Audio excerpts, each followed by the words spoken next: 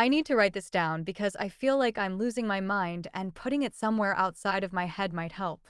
Dane and I have been together for 4 years.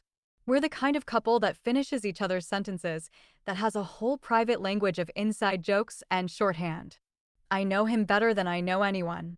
I say that because I need you to understand that when I tell you something is wrong with him, I'm not being paranoid. I know this man. We got back from a section hike on the Appalachian Trail 11 days ago. We did about 200 miles over 3 weeks, starting in Virginia. It was Dane's idea. He'd always wanted to do a long stretch, and I had never done anything longer than a weekend trip. I was nervous. He was so excited he could barely sleep the week before we left. The first 2 weeks were incredible. Hard, but incredible. We fell into a rhythm. We'd hike until late afternoon, set up camp, cook whatever dehydrated thing we'd packed, and lie on top of our sleeping bags talking until one of us fell asleep mid-sentence. I felt closer to him out there than I ever had. No phones, no obligations, just the two of us and the mountain. It was the third week when things started to feel off. I don't know how to explain it except to say that the woods changed.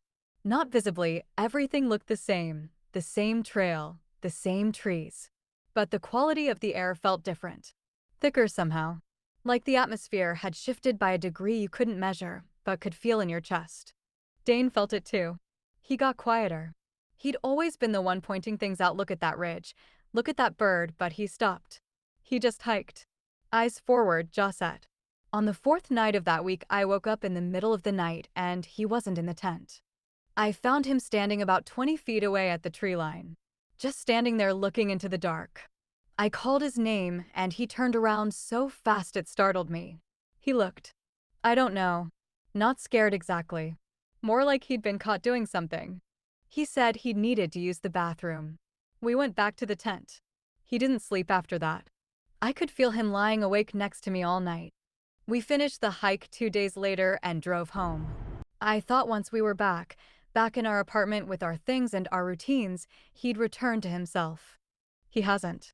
He flinches when I touch him. Not every time, but enough that I've started hesitating before I reach for him. Last week I came up behind him while he was doing dishes and put my hand on his shoulder, and he made a sound, not a word, just a sound, and stepped away from me. He apologized immediately.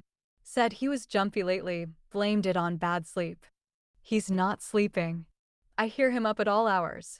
But when I get up to check on him, he always comes back to bed right away, says he's fine, and lies there stiff as a board until I fall asleep. He started locking the bedroom door at night. We share a bedroom. We share a bed. For the past 6 days I've been waking up on the couch with no memory of getting there and the bedroom door locked from the inside and Dane on the other side of it claiming he has no idea how I ended up in the living room. He says I must be sleepwalking. He says it gently, the way you say things to someone you're frightened of. I asked him last night to please just tell me what was wrong. I sat across from him at the kitchen table and I asked him to look me in the eye and tell me what I had done. He looked at me for a long time. His jaw worked. I watched him decide something. He said, "You haven't done anything. I've just been in my head since the trail. I'm sorry." He reached across the table and squeezed my hand. He let go after less than a second. I went to the bathroom after dinner and stood at the sink for a long time. I looked at myself in the mirror. Normal. Tired, a little thinner than before the hike, but normal. I turned the faucet on and splashed water on my face. When I looked up, I was smiling. I hadn't smiled. I wasn't smiling.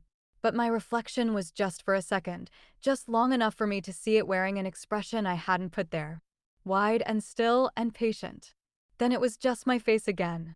I told myself it was the lighting, the water in my eyes. But I've been thinking about the third week on the trail. How the air changed.